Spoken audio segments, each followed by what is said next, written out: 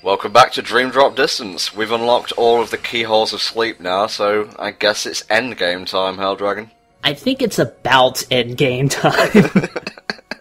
Yeah, we have a few more hours of cutscenes to sit through before we get to the proper endgame. Oh boy, I think this whole part is cutscenes, actually. You could say that, or you could say this whole part is fucking exposition.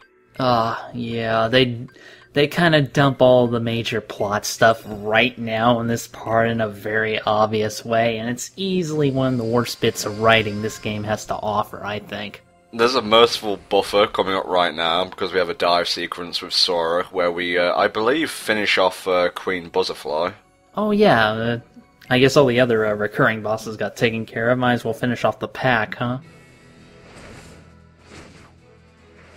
I swear bosses were the only good thing about the damn dives. And the music. Okay, the music is sometimes good during dives, I'll admit that. You dissing on Wild Blue, son? Now the big thing about this version of the Queen is that before you can damage her, you have to knock out her little friends here, and then you have to hit the fuck me light on her head, and then she'll flip around, and you can hit the fuck me lights on her back. Turned her over now, it's evil version. It's a completely different character. Now, I don't know how I did this. I wrecked her shit so fast I didn't even need to go for a second run.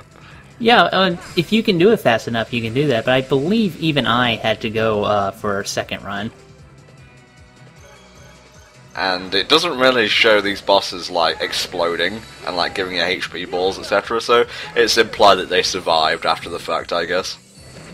He died on the way to his home planet, I guess. The secret final boss of Kingdom Hearts 3, Butterfly. I did get Meteor when I was coming here. I didn't get a Dive Wing. This is what you get when you ace all the dives, but I did get Meteor, and that was pretty helpful. You need all A ranks of Sora to get Dive Wing, and when you're doing Riku's side, all A ranks will get you Dive Wing for him as well. And apparently it's significantly better than Counterpoint. I mean, I beat the game with Counterpoint, but I guess if you do the dives anyway, you know, like real well, at least the Keyblade's worth it. You feeling nostalgic for the world that never was? Fucking no. Organization's world sleeping too? No, it can't be.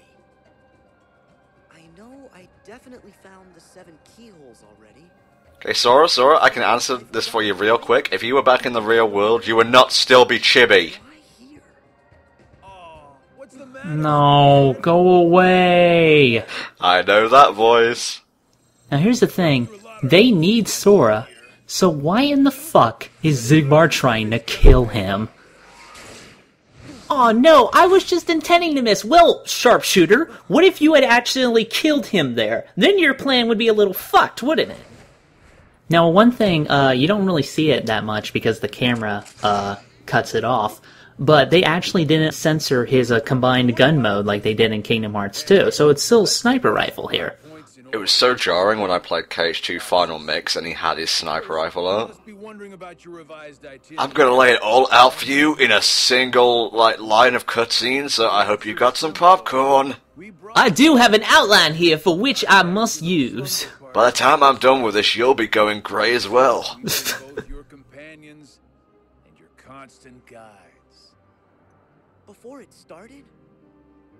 Oh, the man in the robe! Man in the robe is like 40 people at this point.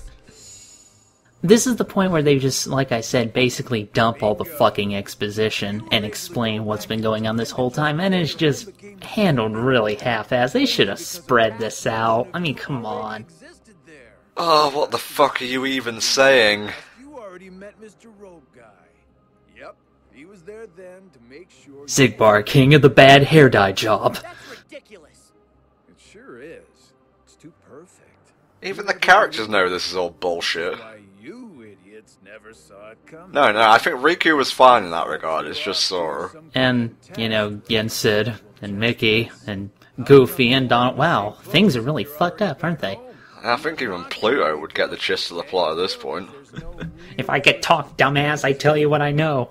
Okay, this is really, cliched, but it's going totally like, Inception on us right now. Fair enough. Alright, guess I'll just have to kill some fuckers until I get some answers. I know who to blame for it. Ooh, I see you still got that angry look. You've got a big chocolate smudge on your cheek. You want to get that, or It's right there. No, you don't see it? No, whatever. looks like a scar. Probably is, don't care. He's just showing off at this point.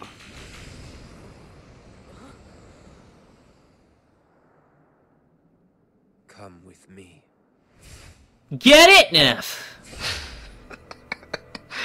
I don't know why you couldn't even finish that sentence. You were just so tired of the symbolism, the references. Oh no, he's using filters. Be sure to hang 10, dude.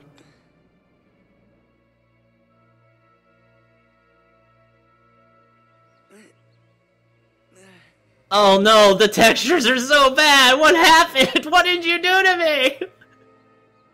Fun fact here, in Birth by Sleep, young Xehanort did talk, but his voice actor was uncredited. For this one, he's actually voiced by Ben Diskin. And just to remove all sense of tension from these scenes, he also played number 1 in Kids Next Door. And finally, I can bring up the voice acting trivia. He was also Eddie Brock in the Spectacular Spider-Man, if I recall correctly. Bodily form, just to set me on the appointed path. Are we on a date? What do you mean? Just hanging out at the beach, watching the waves. Reduced to just a heart. The being you and your friends called Ansem. Whoa! Hello! Well, I remember when that cloak was so cool and Disney-esque, and now they just completely ruined it with this stupid extra stuff. Him. Is that? Yes. Yes, the plot is doing exactly what you're thinking it's doing. Right before my world was swallowed by the dark. Yes, thank you, Sora. I've seen this play out in multiple games at this point. Yeah, I hear we did a playthrough about that at one point.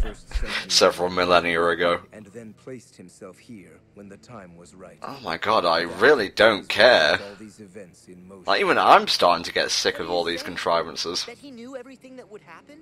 Basically, No. Xehanort planned all this from the beginning. Remember, All of it. possessed Riku. Ever since Birth by Sleep, ever since the first game, he did all of this to begin with. And when you tell it in a game like this, where it's sort of a side game, it wasn't really planned ahead of time when they're writing backwards like this, it just doesn't really come off that well, to me, in my opinion. It seems contrived. It's like I mentioned before, it's like I like Xehanort, Master Xehanort. I think he's a good villain, but this kind of shit, where he's like near omnipotent, just doesn't sit well with me. The only time I watched myself falling from the sky was when I was tripping real bad. It's some kind of dream drop kind of thing, almost like he's diving. Now, this was actually in the original trailer for Dream Drop Distance, and Nomura at the time said, it's just kind of symbolism, really. Little did we know he'd find a way to weave it into the actual narrative of Dream Drop Distance. It's almost as if they make up stuff on the fly to look good during the trailer and then half-ass justify it in the actual game itself, but, you know, that's just a guess. Helldragon, you're so silly. Your first journey. KH1, Your voyage through memories. Chain of Memories, In the datascape. Ari Coden. In your dreams. This game, just in case you forgot. Again and again. We sure use this area a fucking lot. I like to think all the different Soras are like the various save game files in Kingdom Hearts 1, just all different. This cutscene should have played out differently if you were able to like carry over your save files from KH1. I would have like 52 Soras running about. That'd be kind of badass, actually. Hard to do, but still. And the 3DS would fucking crash. Donald! Goofy!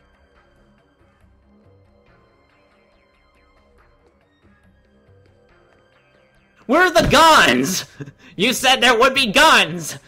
It'd be like Banjo-Tooie, where you basically turn Kazooie into like a rifle.